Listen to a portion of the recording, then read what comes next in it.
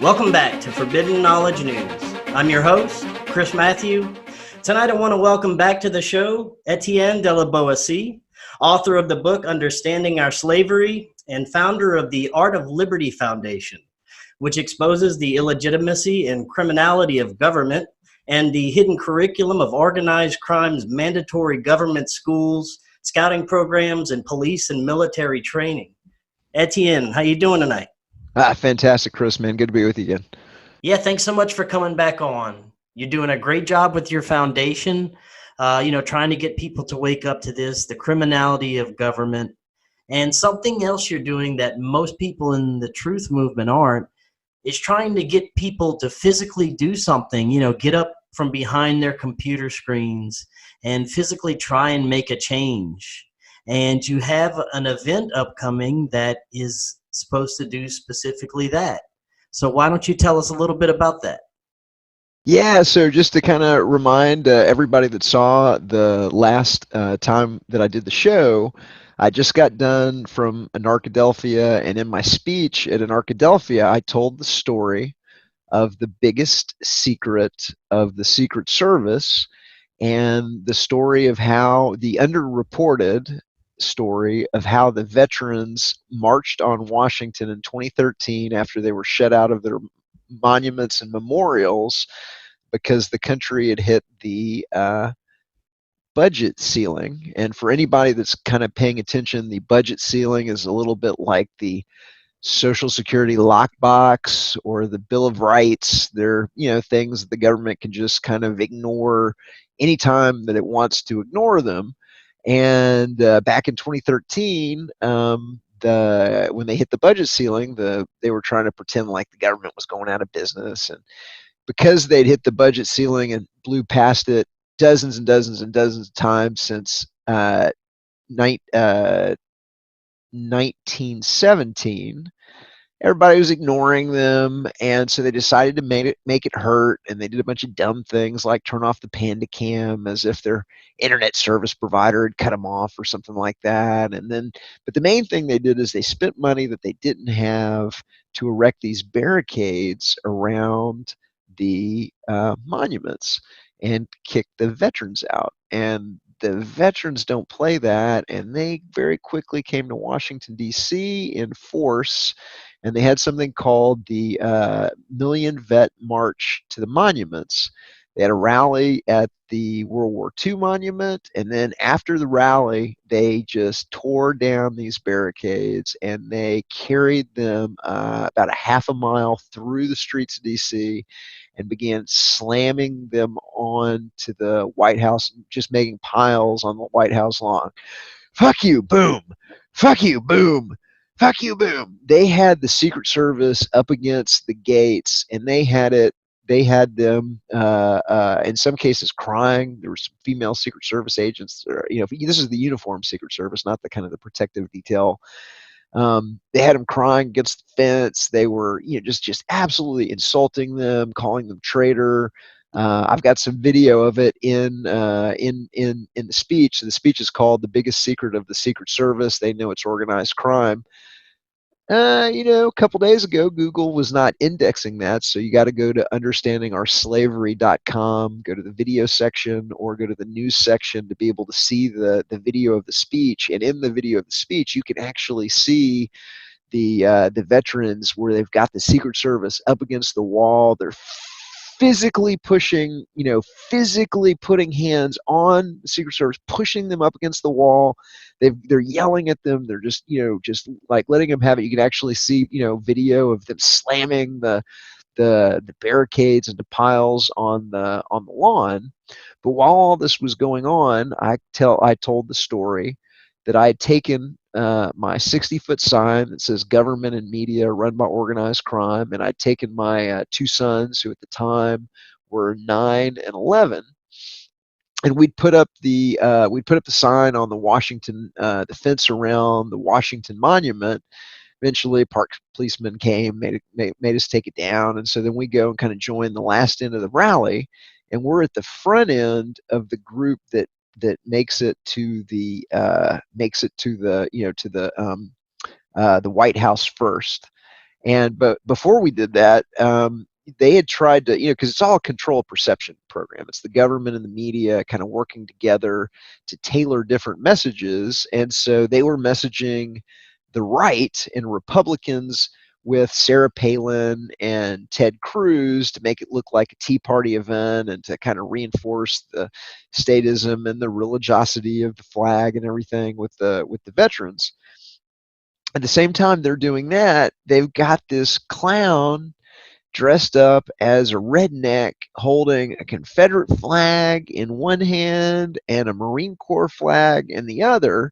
And that's what the Washington Post and Salon and the left is messaging the left. So we kind of got two different flavors of propaganda, and they were trying to paint the veterans as backwards ass inbred rednecks. And this guy, I just happened to know for a fact that he was an agent provocateur because I'd been observing him, and he had two of his buddies there.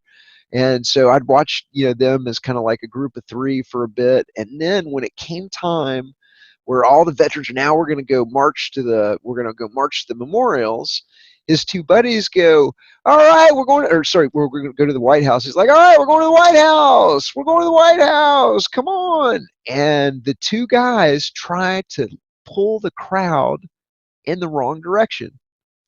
They literally tried to take the crowd in the complete wrong direction. But it was the military, and some guy looked like he was a former officer. He walks out there and he goes, no, no, no, no, no, no, no. We're going this way. And just, everybody goes kind of the White House. So we're in this kind of leading edge. We get there. And just to recap, my 11-year-old son looks at me and he goes, Dad, because we at the sign that says government and media are run by organized crime. And he looks up at me and he's like looking at the police officers. And he's like, Dad, I don't think that they know it's organized crime. I go, no, no, no, they know it's organized crime. Dad, I don't think they know it's organized crime. I'm like, Dad, I don't think they know it's organized crime. I'm like, Dad, come on. So we go over to the gate, and I walk up to the Secret Service agent, and I'm like, hey, officer, I go, here with the protest, got my son, educational experience. I was explaining to him that government is organized crime, and he doesn't think that you guys know that this is organized crime. And this uniformed Secret Service agent, this checkpoint, like gets a big smile on his face. He's like, well, I can't say anything, as he's winking at my son. And I'm like, thank you, officer. I appreciate it. I'm like, now, are you happy and everything? I'm like, yeah, he's like winking, but does that mean that he knew his organized crime? And I go, all right, come on, we'll go to the next one. And so me and my sons began kind of like, rotating through the crowd and talking. Sometimes we were talking to park policemen. Sometimes we were talking to Washington, D.C. Metro Police. Sometimes it was the Uniformed Secret Service. Some of them wouldn't talk to us at all. Some of them would kind of like, yeah, I can't really say anything right now. The absolute best was a Washington, D.C. Metro police officer in a group of other Washington Metro, like there was probably like 6 or 7, Washington cops. He's like, yeah, we know it's organized crime. What do you want us to do about it? And so that kind of struck me, and I'm like, well, I want you to arrest him. And then it dawned on me that, wait a minute, all of these guys know that this is organized crime. Even the ones that wouldn't talk to us or wouldn't like reply to us, you could just look right in their face and you could just tell they knew it was organized crime. There was one Secret Service protective detail guy walked out of one of the exits to the White House in kind of like a brown suit, and immediately glom onto him. I go, are you protective detail? And he's like, yeah. I go, hey, I've been talking to all these guys. All you guys know that this is organized crime. And he's like, he looks down, and I've never seen anybody look so friggin' guilty as as that guy did. And so I just began. So then I kind of switch up my tactics, and I'm like, now I'm going up. Oh, so by the time that this is all now happening, now the main group of protesters have arrived at the White House, and they are now like, now we're full scale kind of like riot. Now this is the part you see in the video where the police are up against the wall and everything.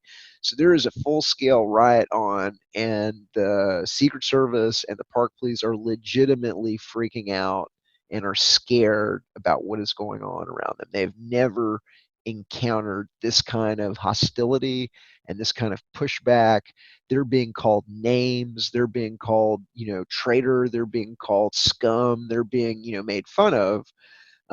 And so um, uh, now I switch up my tactics, and so this is all going on. The veterans are pissed. They're shaking the White House, and so now I start going up to the Secret Service and the police officers, and I'm like, hey man, I've been talking to all these guard posts and all these police. All you guys know that this is organized crime. You got the army here. You have the guns. You've got the place surrounded. You're law enforcement. You're supposed to do something about it. You Today is the day. We've got the military here and they are pissed. Who do we have to get on board? Who are the leaders among you?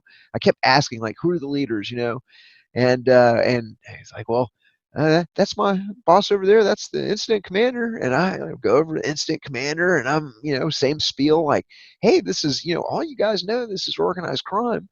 And so at one point, they had a group of Secret Service agents, and their kind of backs are up against the wall and up against the fence. Sorry, the fence. And I stand up in front of the entire group, and I'm like, all of these guys know that this is organized crime. I've been talking to them. I've been talking to all these guard posts and everything. They just need to know that you know that it's organized crime, and let them know that you want them to do something about it, that you've got their back. And the crowd's yelling, they don't know shit. They're too dumb. They're too stupid to know it's organized crime. I'm like, no, they all know that it's organized crime. And so I'm, trying to build, momentum with the crowd to say to the police that, hey, we got your back, man. We all know, everybody knows it's fucking organized crime. So, at one point now they bring in mounted police, on horseback, where they're now trying to kind of corral the crowd. They deploy snipers. So there's a counter sniper team that's usually hidden. They make them visible. There was another counter sniper team kind of in the back of the White House. Looked like it was kind of shift change or something. They're all like leaning on their gun bags, trying to menace the crowd. The crowd is flipping them off and making fun of them and not intimidated kind of in the least. And just when I thought, and then I'm running around trying to, kind of like build support for doing their jobs and arresting these obvious criminals that are looting the country for trillions. And damn it, here come the truckers, and the trucks come in, and everybody, it kind of pulls, like they're, banging on their horns and everything, and it just pulls like a big portion of the group, and it just sucks all of the energy out of what was, kind of like going on. And I'm like, damn it. And I go, we didn't do it today. I go, but we found out the biggest secret of the Secret Service that day, and that is they know it's organized crime. And so I apologize for everybody that had to sit through that last week, but I wanted to recap for new people and just kind of bring everybody up to speed. And so it really dawned on me, and now I'm changing up my tactics when I go to Washington, D.C. And now I am myself going to begin educating the Secret Service, educating the Park Police on the evidence of the criminality of the government, whether it's 10 plus trillion dollars missing from the Pentagon, whether it's $6.6 billion of cash that got flown to Iraq on C-135, pallets of cash that is kind of unaccounted for, whether it's the Navy's Fat Leonard scandal, where they're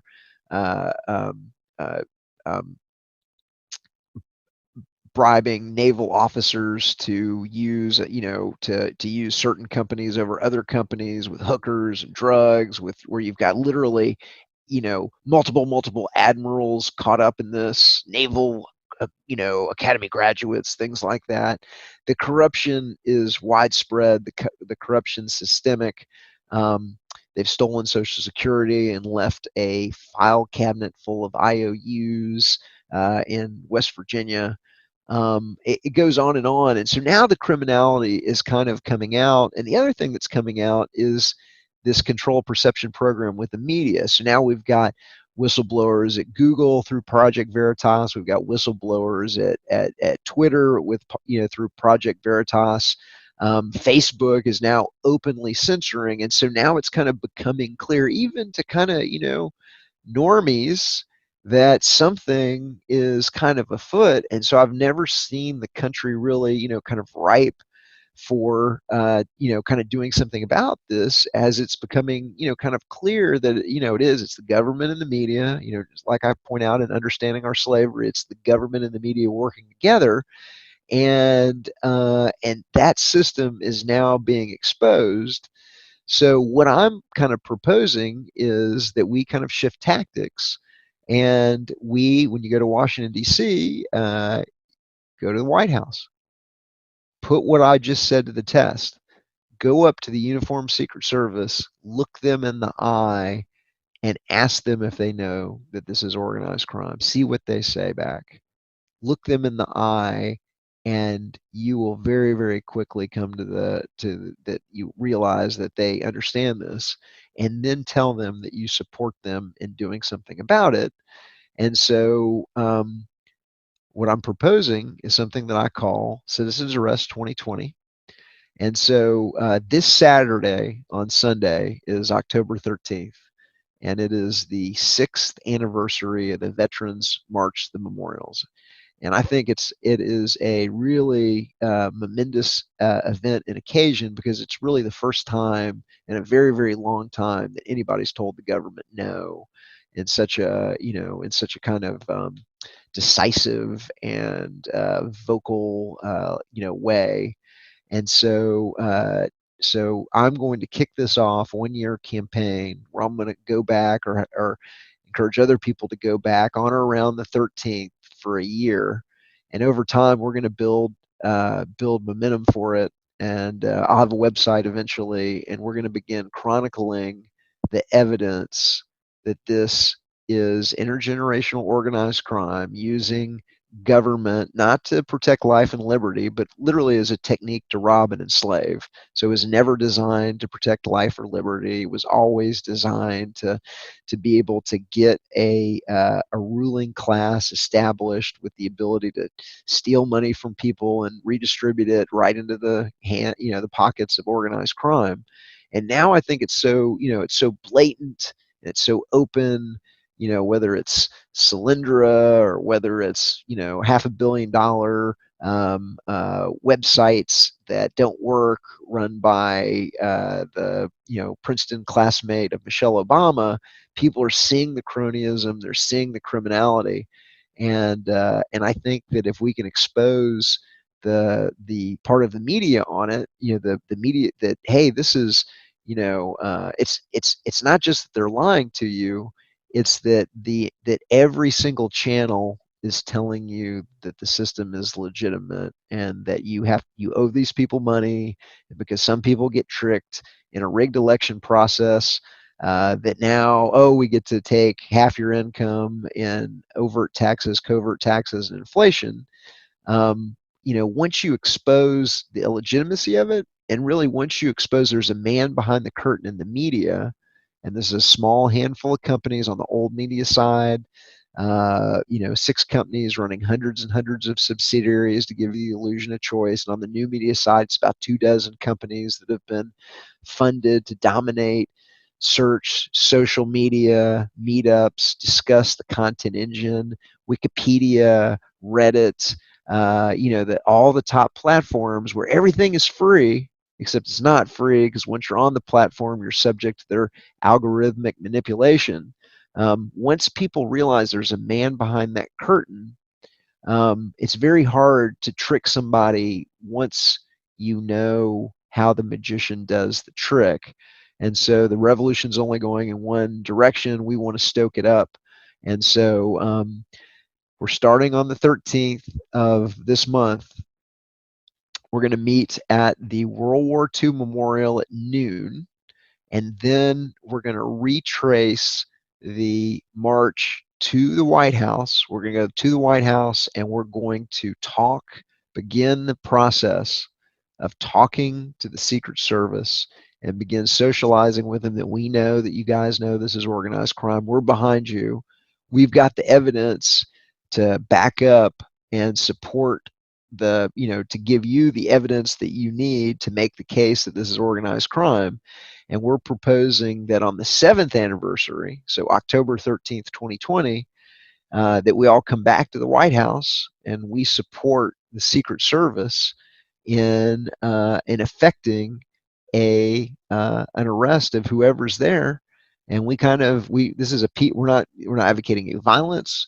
What we're saying is, if enough people show up and they show up and they're not arguing over left and right and football issues and Democrat versus Republican or all the other ways that the organized crime government divides and conquers them, but we're saying, hey, we've got evidence that the government is illegitimate, that the whole concept of government is illogical and immoral and doesn't really make any sense. Nobody would really believe it if they hadn't forced you to go to the mandatory government school where they taught you that it was legitimate before you were old enough to kind of evaluate the logic and the ethics of that on your own.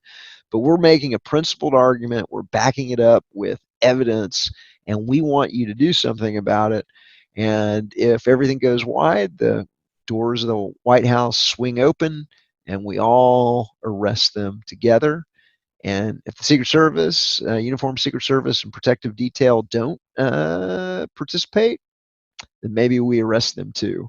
But we're now, the thing that I think that I'm doing different that other people aren't, or number one, I'm calling it intergenerational organized crime. These are people that are using violence and lies and extortion, and if that's not crime, I don't know what it is. And they're definitely organized. And I've got some media, you've got the media ownership charts, and I've got some charts in the book Understanding Our Slavery, where you can see there's 3 organizations: Council on Foreign Relations, Trilateral Commission, and Bilderberg, who's number one, who the poster boy, Jeffrey Epstein's group. This is where you get the Jeffrey Epsteins, and so he's the poster boy for those 3 organizations.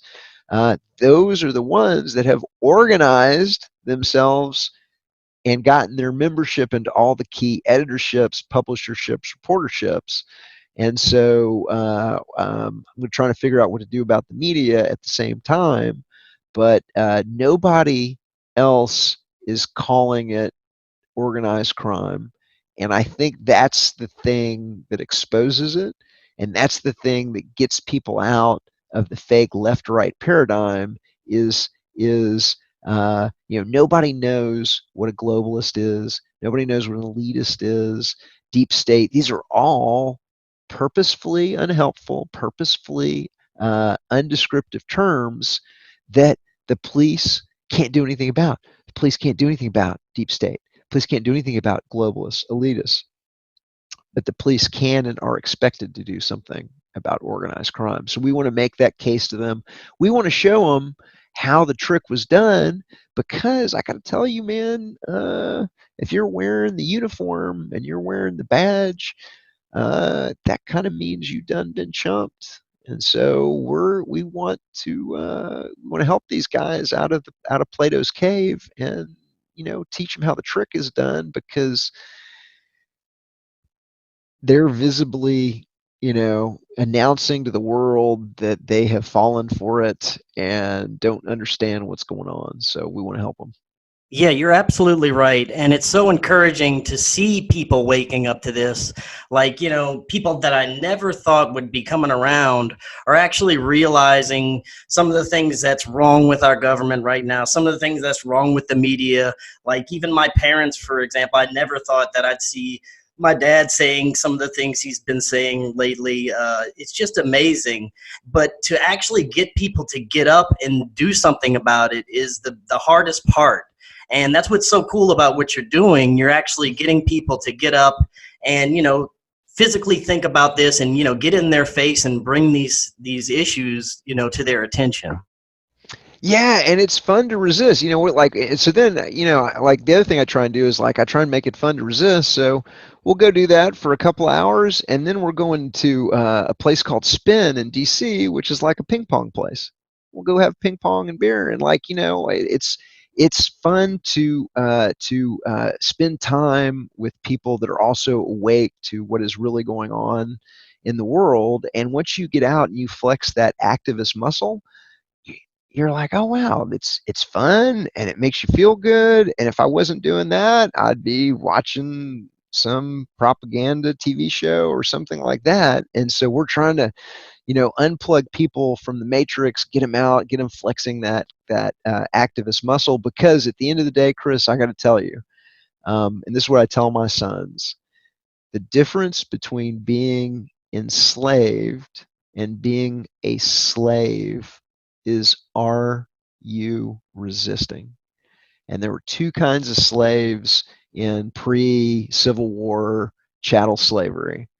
They're the ones that are like, everything's okay, no reason to do anything. It's always been this way. It's always been, my grandfather was a slave, so I got to be slave. And those people, to a certain degree, have no, or they're sad and kind of tragic and pathetic. And then there's the other kind of slave who is, you know, stealing the master's shoes, his clothes, or they got something to wear on the Underground Railroad out. He's saving his food. He's trying to figure out, through slaves on other plantation, like, how do I get to the north and everything. And we have respect for those slaves, because those slaves were enslaved, but they aren't slaves. And so really the difference between being enslaved and being a slave is, are you doing anything about it, or do you just roll over and be a slave? And so I'm challenging all of your audience. You don't have to do a lot.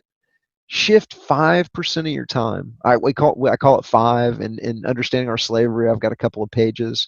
Shift 5% of your time from kind of infotainment to active learning.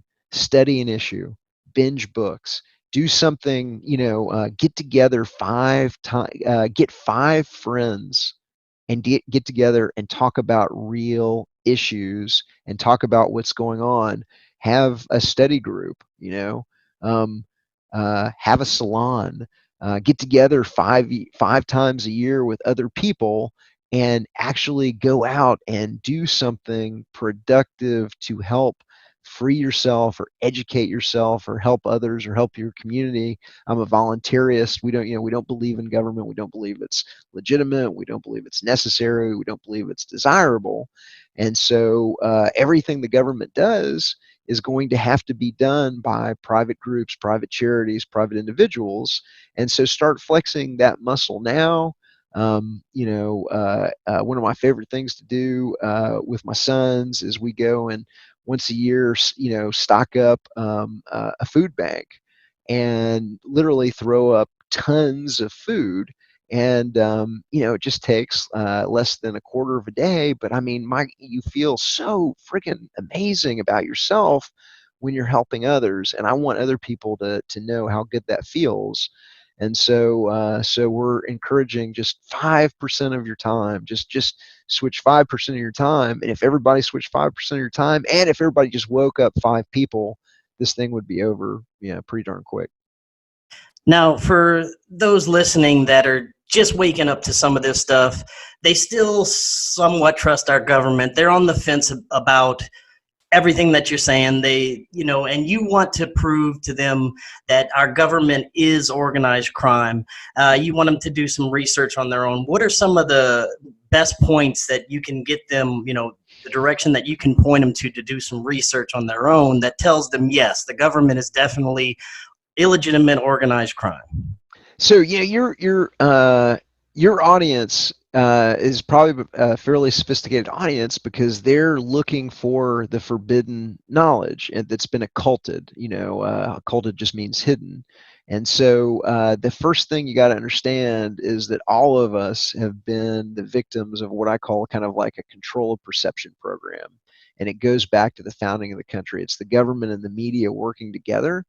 And the media isn't designed to bring you the news. The media is designed to convince you that the system is legitimate, and so that every channel you turn they're controlling every screen, they're deceiving every audience, and a lot of it isn't kind of pure lies. A lot of it is just that it's legitimate. And so when you turn on Fox News and they're all pretending that the government's legitimate, and it's easy to go, oh wow, that like everybody seems to think the government is illegitimate, but that's just really a couple thousand people. If you include like Congress, if you include the media class, if you include the the think tanks and the people that talk politics, there's a couple hundred people that get to talk about politics. And you take a look at how much they're stealing. They're stealing trillions. I mean, they handed trillions to private banks and companies through the TARP and the TOLF and the bailout. The Pentagon's missing $10 trillion. If you're stealing trillions of dollars, it doesn't, the couple hundred billion you spend to control the media is just the marketing budget. It might as well be free. And once you really realize that that's how they do it, okay, it's a control perception program. They've been controlling the information that people have been receiving, whether it's the mandatory government school. Then you say, okay, where can I get the Veritas? And so what I've done is I've put together 8 gig of evidence. I call it the Liberator. It's a flash drive or a Dropbox or a DVD. And on that, half of the content is exposing the complete criminality of the media, including I've got about a dozen clips where the media has been absolutely 100% caught making up the most, like out of whole cloth, everything from like I've got, I don't know if you're familiar with Syrian Danny, but Syrian Danny is a guy that was supposedly a Syrian war correspondent for CNN, that in a wild satellite transmission, that's one where somebody's pulls it down before they go live, on the coverage. They're discussing, you're going to start firing your guns, and we got to get these bodies positioned. And CNN is just completely setting up this kind of, war footage. And because that went out early on the satellite and somebody pulled it down as a wild satellite feed, you can actually see it with your own eyes. I've got an example with Charles Jaco from Gulf War I, where they're all pretending that there's incoming scuds. It's crazy, crazy dangerous here, and it's like I can't believe how fucking dangerous it is. And like I'm wearing a helmet, and my buddy's wearing a helmet, and the gas is going to start. Well, thank God we got our gas mask. And then you can see what was going on right before they went live, and they're eating cheeseburgers and they're joking around and they're grab assing and whatever. And it's all, I mean, so you get it. So you string enough of these together and you're like, holy shit, it's just a fucking TV show. They've been giving everybody a fucking TV show. Whatever they want to sell, they'll just sell it to the population, and they'll just make it up if they have to. And once you see examples, a dozen examples of this toppling of the Saddam Hussein statue in Baghdad, that was a control of perception operation. The Brooks Brothers riot during the Al Gore kind of recount, where they flew on private jets dozens and dozens of Republican operatives to demand an end to this recount process. And then the media pretends they're all like Florida voters until somebody takes like the picture of the group and points out every single one of these people is like a Republican operative, or or working for a congressional committee or an individual senator or whatever, and points at everybody out. And you string 12 of those together and you're like, hey, this is a pattern. They're running game on us. And so half of it is exposing that criminality, including like where'd the money go. So the TARP, the TOLF, the bailout, the criminality of the IRS, the criminality of the fractional reserve banking system. But the other half is really what they have been hiding from the population, which is voluntarism. And voluntarism is we don't need government. the world is a self-organizing system. It produces spontaneous order. Everything the government does could be better done by private groups, private charities, things like that. And this is going to sound so foreign to people because everybody thinks, because the government and the media system have kind of trained them to think, oh, if we didn't have government, that there would be Mad Max chaos in the planet. But the big secret is, like I said, the world is kind of self-organizing, and because everybody wants the same thing, because everybody wants a safe neighborhood for their kids. There's a market for security, but instead of there being a monopoly government provider, there's ADT and there's West Tech, and they compete for your dollar, but they don't have the ability to engage in road piracy. They don't have the ability. They can only protect life, liberty, and property because you have that ability. So you can donate, you can delegate that right because you have it.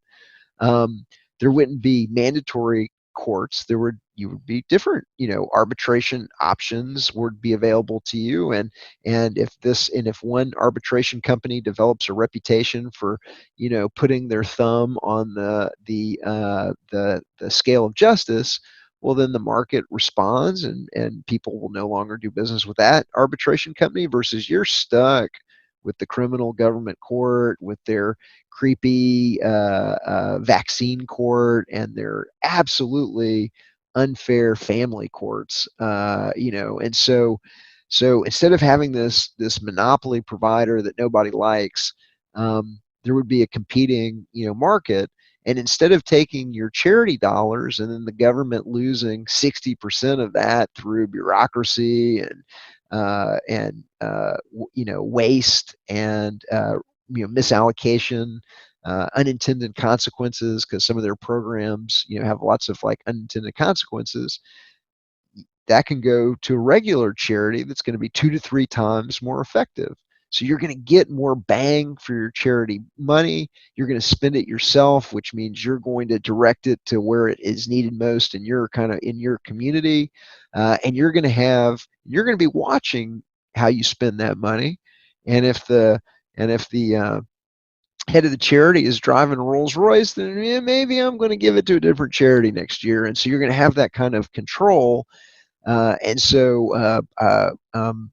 thing that I try and communicate, to people the most is, volunteers want the exact same things that you do. We just have an understanding of the economic processes through which the market delivers these, can deliver these goods and services without the violence and the extortion of the organized crime monopoly government. We could immediately end 80,000 SWAT team raids a year. Gone. No more. Like, war on drugs is over. I don't have the ability to tell you what to do with your body. I can't delegate a right I don't have myself to the government. So all this stuff has to stop. So all the violence stops. All taking nonviolent people and putting them into these prisons where they're forced to work is slave labor and for-profit prisons. That's all gone. I think society, once we get rid of this parasite of government, I think society and the economy are going to flourish. I think you're going to see a boom of economic activity. If you had a free market and money, you definitely wouldn't have money that's losing, kind of 10% of its value each year. You're going to have money that's actually going to be appreciating in value as the productivity improvements and technological advances reduce the costs of producing the necessities and luxuries of life. And so everybody's going to be dramatically wealthier once we get rid of this parasite of organized crime government. Now you can tell that the government, those in charge, the media, they're getting scared because they're ramping up on censorship. They're trying to silence voices like yours, voices like mine, people that want to make these changes. Do you think that this is going to hinder any of the changes that we want to occur? Do you think that they're going to, possibly shut down our voices completely from online media? So they're doing a real good job right now, and so I'm amazed. So you remember the revolution will not be televised? Yeah, now the revolution will not be recommended to you by YouTube. Okay, and so now everybody is kind of figuring out like how these these platforms work, and these are weaponized platforms to steal your time and your attention. The root word of government is gubernare mente, which means to govern and control. Mente, the mind, control the mind, mind control. It's kind of tricking you into believing that the system is legitimate, and because they get you when they're young before you're able to evaluate the logic and the morality of the concept. Entertainment, entertainmente, to enter the mind and hold it. That is the distraction piece.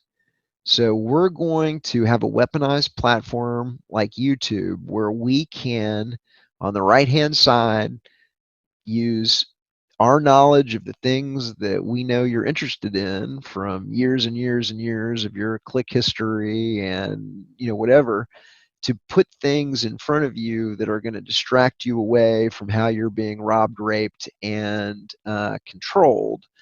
And so you really have to kind of develop so part of it is that they're hiding the things that that you and I and the other truth tellers out there are trying to get to the population. But the other half of that coin is, we're going to distract you. We're going to, your phone is going to be constantly, buzzing and beeping and alerting you. We're going to reduce your attention span. We're going to hide the things that we don't want you to see, while we're going to magnify the things that we think will distract you away into, worthless entertainment and just worthless, pursuits. And that system um, uh, will we'll spend unlimited money to make the video games as addictive as humanly possible. We'll experiment with the frame rate. We'll use biological techniques. We'll use sexually attractive people. We'll use something I call monkey vision. Quick aside, I always like to tell this story. It was the coolest thing I learned in 2006. Duke University has this experiment. They get a bunch of monkeys, they put them in front of a television screen, and the monkeys are looking at the screen while they're drinking out of like a little hamster bottle cherry juicy juice. His favorite beverage. I love their cherry juicy juice. As long as they're drinking, the images kind of keep going by, but at any time, the monkeys can stop the images going by, and essentially they're paying to see certain, by not drinking the juicy juice. So that's delay of gratification. So it's like kind of they're paying to see certain images. And they found out that the monkeys would pay to see two different kinds of images, and one's kind of obvious, it's monkey porn, or technically rear female monkey hindquarters is the scientific term for what the monkeys like to look at. But the other thing that was kind of one of the most fascinating things that I've ever learned in my entire life is that the monkeys would pay to see pictures of higher status monkeys. And so monkeys live in a troop, and might be 20 members in the troop, and there's a defined pecking order. And if you're monkey number 3, you'll pay to see pictures of monkey number 1 and 2, but you won't pay to see 4 through 20. If you're number 7, you'll pay to see 1 through 6. You won't pay to see 8 through 20. And so monkeys and human beings are biologically predisposed to look at pictures of higher status monkeys. And that one piece, that one little kind of understanding of human behavior enables them to capture the attention of half the planet, right? I mean, I fall for it. I catch myself falling for it. It's still to this day. I've got to, temper myself, and now I do it a lot less because once you know the trick, it's much harder to fool you. And so with the censorship, the fact that they are censoring us, that means we're winning, man. They would not be openly censoring us if we weren't winning. They wouldn't be doing the kind of the degree that is now becoming kind of painfully visible of algorithmic manipulation of Google and YouTube and you know, shadow banning people on Twitter and all the things that they're doing, because it really exposes their hand. It's like, how do you know, how do you know, how do I know I'm right? Because I'm watching them censor it. You know, I'm watching them in real time censor. You know, we've talked about it before. I think our first interview, the view counts went backwards and they demonetized it immediately. And I've had the exact same thing happen. I've had, you know, view counts whacked off. I've had comments disappear, even though YouTube sent me the email that you get when a comment is posted. But like, where's all the comments? And so the trick really is, so it may be there on YouTube. You may, so this, the, you know, the video that I'm, you know, telling you about, the biggest secret of the Secret Service, they know it's organized crime. You may be able to find that on YouTube, maybe or maybe not.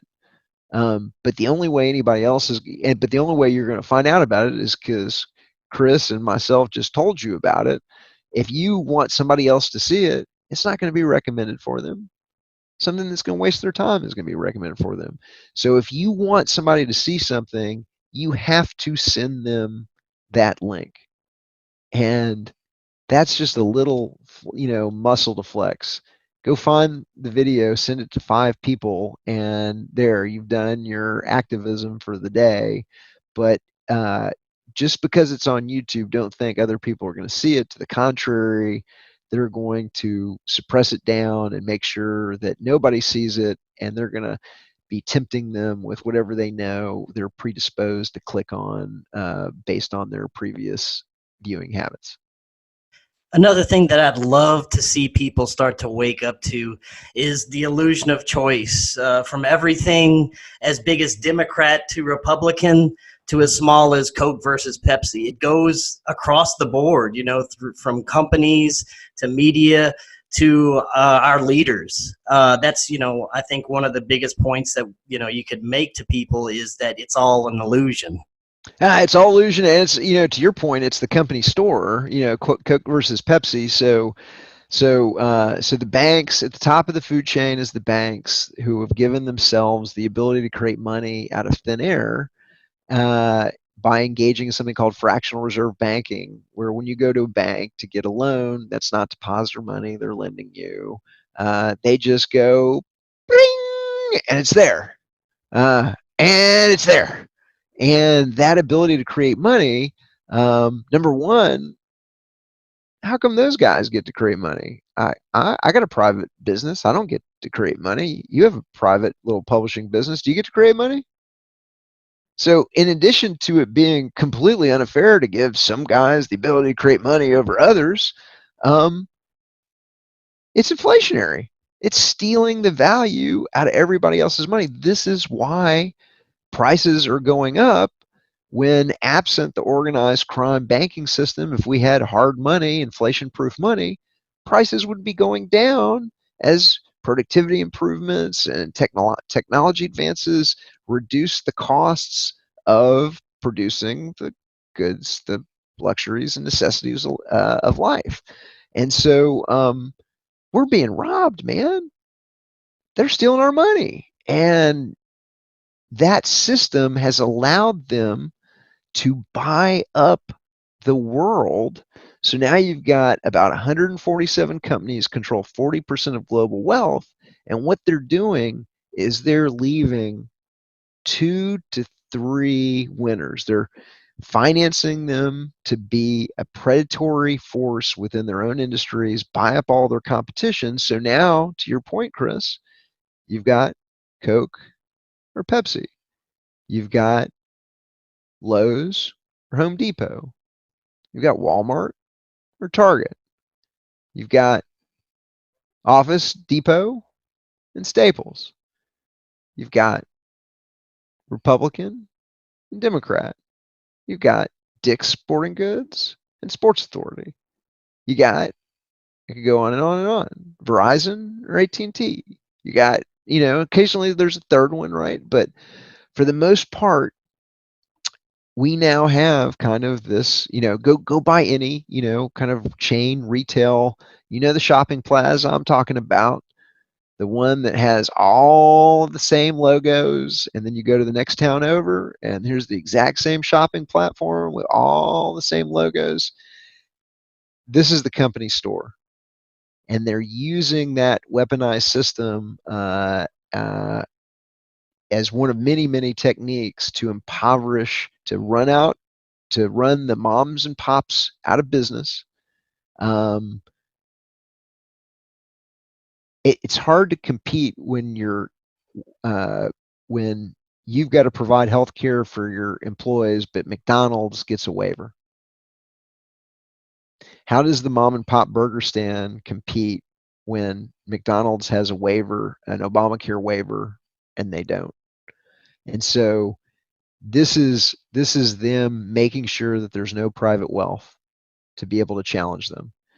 This is them doing capital gains taxes so that they rob you at the end of your life, so you can't leave anything for your kids and your grandkids. This is economic warfare being waged against the population, and I'm trying to expose, how they do it. And you hit on it. They're just leaving these monopoly companies in the wake of bankrupted mom and pop businesses. Definitely. And Etienne, I want to thank you so much for coming back on tonight. Before you head out, tell everyone where they can find out more information about Citizens Arrest 2020 and your book and everything else. That's understandingourslavery.com, right? Yeah, so the website is if you want to understand our slavery, you got to go to understandingourslavery.com. Go to the blog news section, and you'll see all the information about Citizens Arrest 2020. I just sold out of the book again, so we're about to go to press with the 4th edition, 5th printing. I'll have copies in about 3 weeks. You can get a back order in on the site, but it's going to take me about 4 weeks to actually fulfill the order. And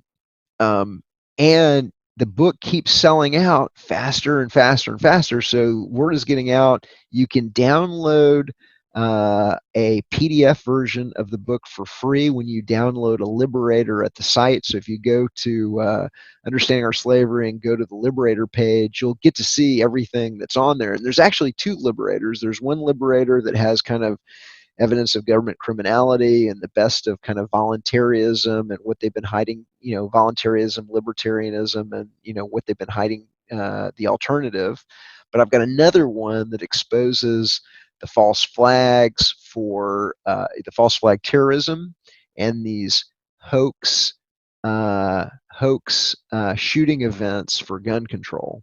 So they want gun control, and they're propagandizing the population by, staging these multi-agency exercises that they, allow a kind of small handful of media companies to film and then, pass off as real things. And so I've got some of the best evidence of the complete BS nature of Sandy Hook, Boston bombing, Thousand Oaks. A lot of these things are just so again, the number one weapon is control perception. I've got all the evidence on some of these staged events. It's all at understandingourslavery.com. And just to repeat, we're going to be at the World War II Memorial starting at noon on Sunday. We're going to walk to the White House, retracing the steps of the Veterans March on the memorials. And then we're going to be talking to the Secret Service at the White House, letting them know that we got their back, what we want to do, that this is organized crime. A lot of these guys are victims too. They're in the same propaganda system. They were forced to go to the mandatory government schools. They were, we're all under kind of the same attack. And then after we do that at 2 o'clock, like I said, we're heading over to Spin for a little ping pong. Awesome. That sounds amazing. Thanks again for coming on, and we'll have you back on in the future. Hey, Chris, I love it, man. Let me know, and thank you to the audience, and hope to see everybody out at the World War II Memorial this Sunday, October 13th, 6th anniversary of the Veterans March on the Memorials. Hope to see you there.